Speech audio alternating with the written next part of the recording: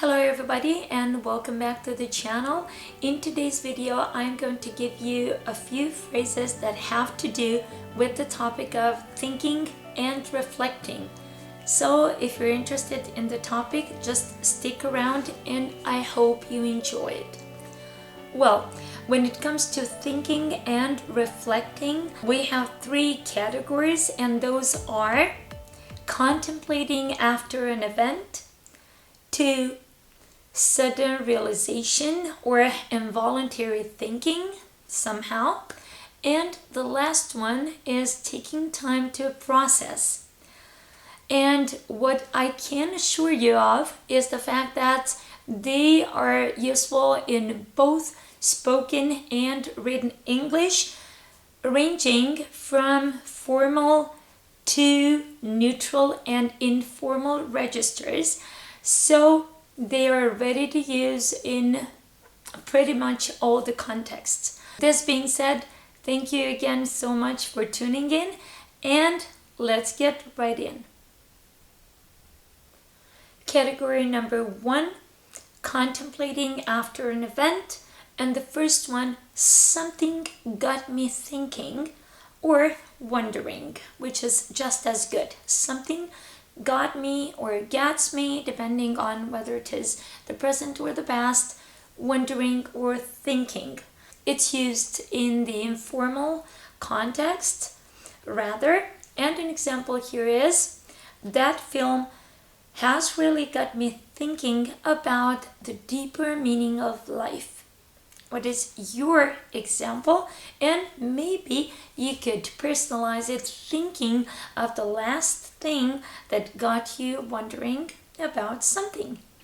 Because in this way, your learning experience will stick here.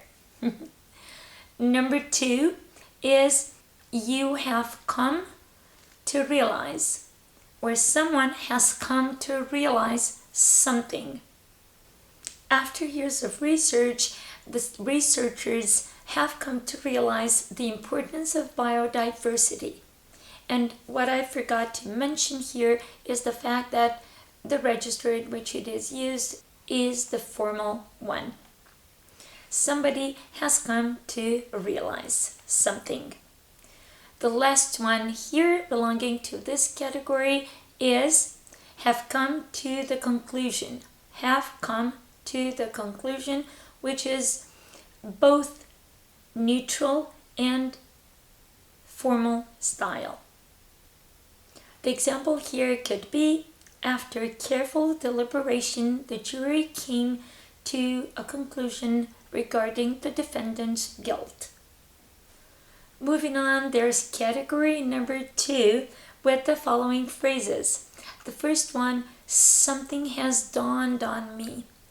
If something has dawned on you, you just come to this sudden realization, like interrupting your train of thought and anything else that you might be doing. It has suddenly dawned on me that I had forgotten my keys at the office. This phrase here is used in the informal register.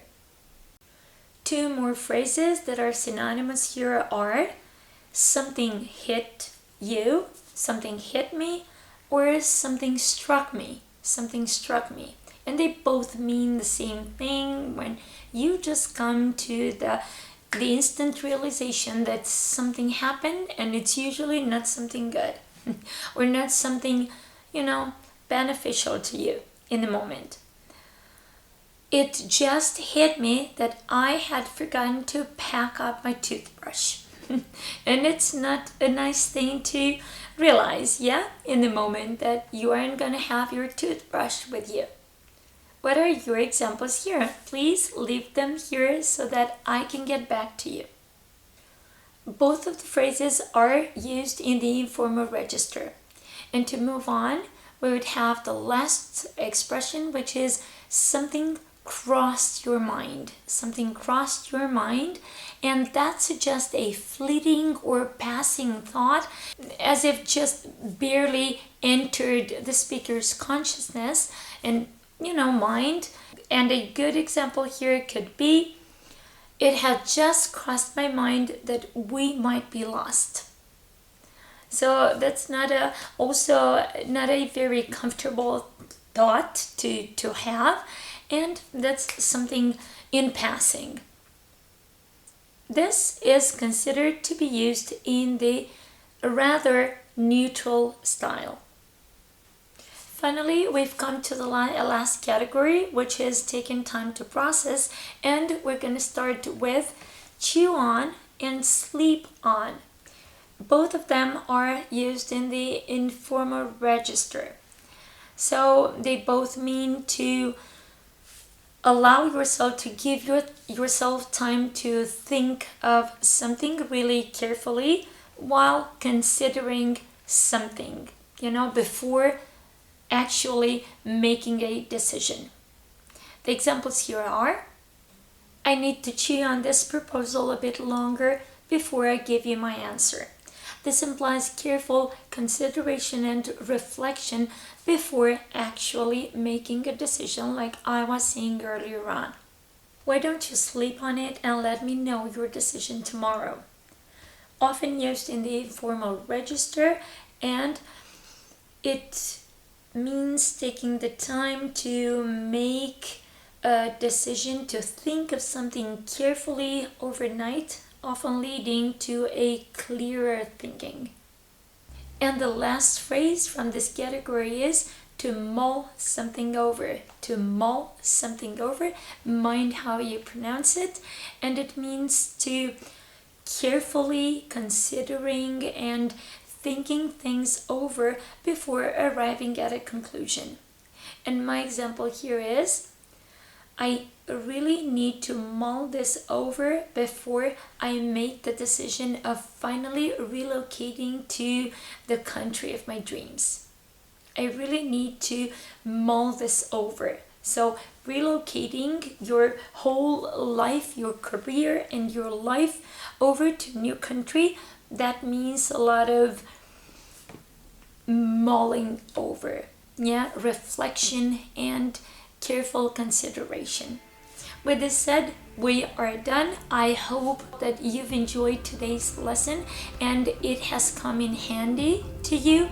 Please don't forget to give it a like and subscribe to my channel with notifications if this has been your first time here. And don't forget to put into practice what you've learned today. This is the only way that you can take your English to the next level for sure. Thank you so much for making it to the end of my lesson, and I'll see you again next time again. Bye for now.